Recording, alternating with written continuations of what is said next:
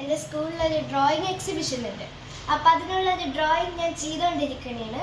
അപ്പം നമുക്ക് ഈ ഡ്രോയിങ് കഴിഞ്ഞിട്ട് കാണാം.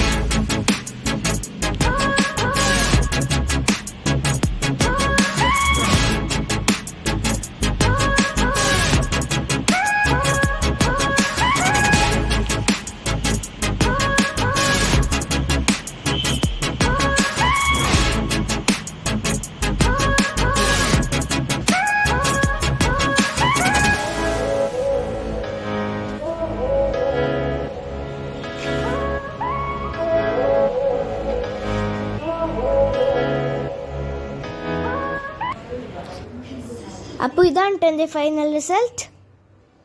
നമുക്കപ്പോൾ നേരത്തെ വരച്ചത് ഫ്രെയിം ചെയ്തിട്ട് കാണാം.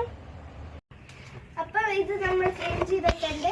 ഇനി നമുക്ക് കമന്റ് ബോക്സിൽ നോക്കാം.